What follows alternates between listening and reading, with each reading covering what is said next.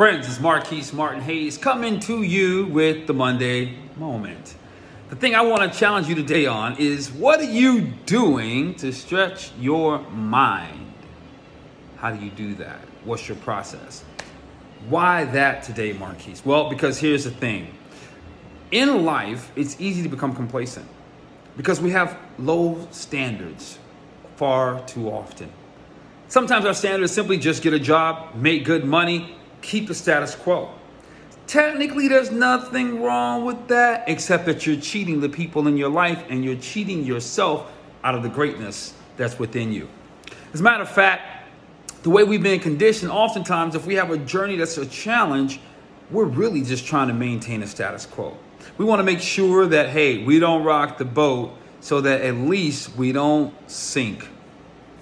I got news for you. You were designed for greatness. And anytime you're shrinking back from being who you were created to be, meaning the greatness in you, that dream, that passion. My popular quote that I love to share. Your dreams are the DNA of your purpose. And if you're falling back from those dreams, if you're not stepping into who you were meant to be, that seed, that dream, that passion on the inside of you, if you're not looking to figure out how you can expand your reach, not just increase your dollar, nothing wrong with that, because increasing your dollar also helps you expand your reach. But if that is your singular focus, then what are you doing? So I ask, what do you do to stretch your mind so that you show up greater in life? Some of you might read books. There's nothing wrong with that. That's actually a good thing. What kind of books are you reading? When was the last time you read a book? How often do you read books? And what are you doing with the information you're consuming? How are you expanding? You know, I know there's lots of books out there. Right now I'm reading a book called Exit. You guys have seen it before. And Exit is designed to help me think about one of the companies I'm starting, how I want to exit the company before I get started so that the actions I take along the way fall in line with the goal. Let me tell you, it's stretching my mind. Maybe it's in physical challenge. Maybe every day you're going to the gym, doing your CrossFit, doing your yoga. Maybe it's your meditation. All of those are really, really great things, and you should be doing that. But what are you doing is what I'm trying to find out. And when you do that, how are you stretching yourself to the point of no return so that you're gradually getting better, so that you're stretching this? It's not just about, can you do one more rep? It's about making sure your mind can overcome the next obstacle, making sure that the next time you're attacked, you're able to control your emotions. You're not being blown off course. I'm in Clubhouse on a couple channels, interacting, connecting, and I hear people of faith talk about difficult times and how hard it is when they're going through these difficult times. And that's not a slam, but a reminder. You are here to be great and expand your world and those around you. So growing faint is not even an option. Why? Because you have a sense of awareness that you were designed for this. Instead of asking, why me? We should be asking, why not me?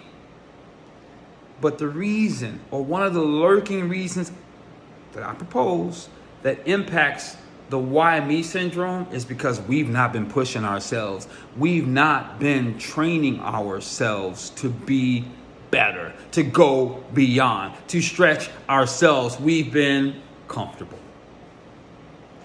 But comfortability is an enemy to your soul, to your mind, to your vision, to your plan.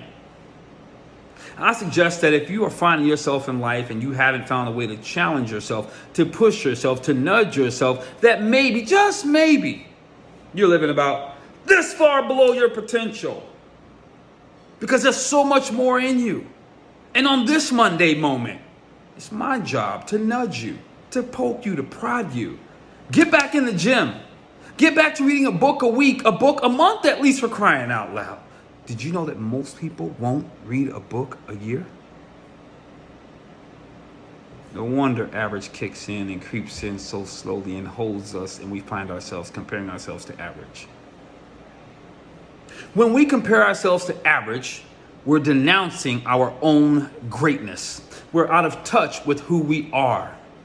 Because when you think about averages, they only get worse and worse and worse unless something is intentionally put in place to force averages to go up. But you see, in culture, that doesn't happen too often. It doesn't happen too often. So what are you doing to nudge yourself?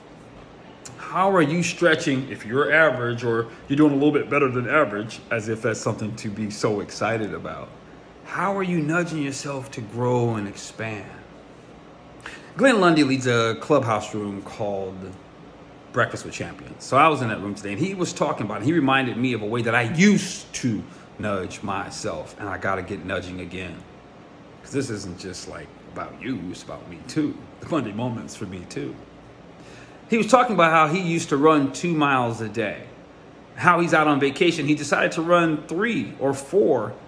And what he found was that when he nudged himself to go that additional mile, just 1 mile, it meant it was going to be 2. Because when he reached his the 2 mile marker, he went 1 more, which meant he had to find a way to get back. When I used to train for marathons, actually my ultra marathon in particular, the 50 miler that I ran, I remember being on runs knowing that I had to grow and expand. So I'd be on a routine run, who knows, 13 miles, 25 miles, I don't know, it just depended on the day. Every now and then I'd go, if I feel good, then I need to go another half mile. Or I need to go another mile. Or I consider, what about that landmark? Now, I had enough common sense to know that I felt good now. It didn't mean I'd feel good later.